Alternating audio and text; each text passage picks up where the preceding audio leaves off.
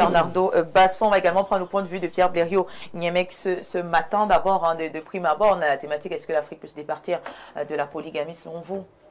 Oui, mais beaucoup de ceux qui m'ont précédé, ils ont dit des choses très intéressantes, surtout qu'ils ont précisé que la polygamie n'était pas le système majoritaire. Voilà. Dans l'Afrique. Il ne faut pas regarder l'Afrique comme une zone où tous les hommes étaient polygames.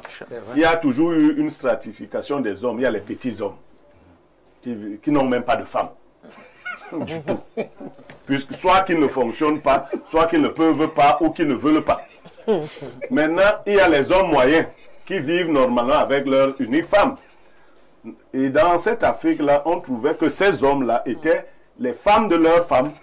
Parce qu'un homme qui a une seule femme est l'épouse de sa femme. Maintenant, il y avait quelques hommes qui étaient donc des hommes. Enfin, il ne faut pas aller dès que j'ai vu des gens... Non, non. J'ai vu un polygame, moi aussi je veux être polygame. je connais des femmes Jean Mondola dit, on est préparé. Non, je connais des hommes, des femmes qui ont demandé à leurs hommes, tu me peux, à leurs femmes, les femmes qui ont demandé à leur mari, tu me peux d'abord. Ah, les femmes qui ont demandé à leur mari. Tu me peux d'abord quand tu entends les gens parler. Je ne veux plus entendre ça. Ouais, polygame. Donc, il n'arrive pas à gérer une femme. Non, pas gérer. Elle dit, je suis ton mari. Moi, je suis ton mari. Toi, tu viens pavader parce que tu entends les hommes parler dehors. Moi, je suis ton mari. C'est pour dire quoi, Pierre Blériot? Non, pour dire que dans la lutte des esprits, si votre esprit n'a pas pu dominer une femme ou dominer sur une femme, comment vous pouvez imaginer prendre une deuxième femme? Vous allez passer par où? Il y a des femmes, quand elles entendent même que leur mari ont des copines, elles t'appellent, elles disent, viens, on m'a dit que tu as une copine, viens t'expliquer. Tu vois comment il panique. Il panique. Quand on est assis dehors à une certaine heure, il y a des hommes qui font comme les enfants qu'on attend à la maison.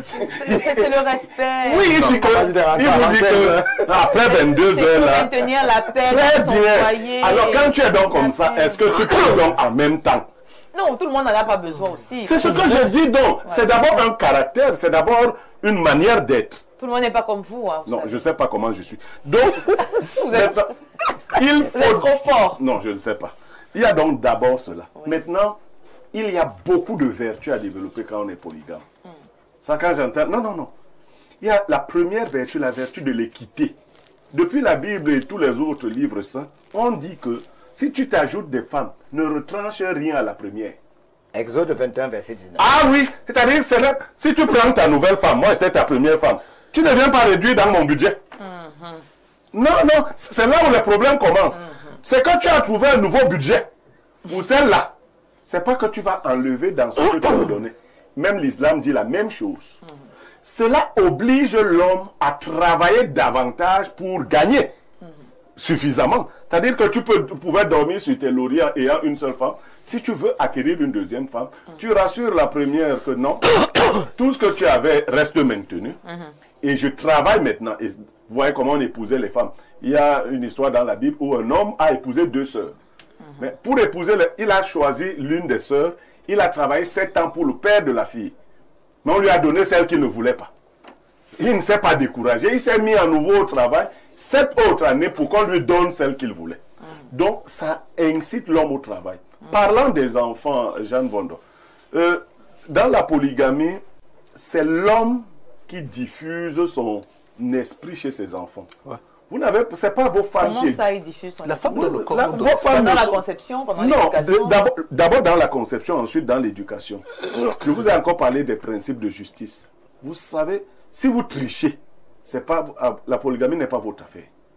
Parce que dès lors que vous commencez à montrer de l'amour pour un camp ou des enfants d'une femme par rapport aux enfants d'une autre femme, vous créez vous-même les germes de la division. Donc vous devez être capable à tout moment de vous rassurer que le principe d'équité est respecté, que les enfants sont mis au pied d'égalité, qu'ils apprennent à fusionner. Vous parlez de l'Afrique de l'Ouest. Vous savez pourquoi on doit manger dans les mêmes assiettes quand on est enfant, on doit discuter le repas? C'est pour que ces liquides séminaux-là qui sortent de nos bouches, la salive et autres, soient partagés.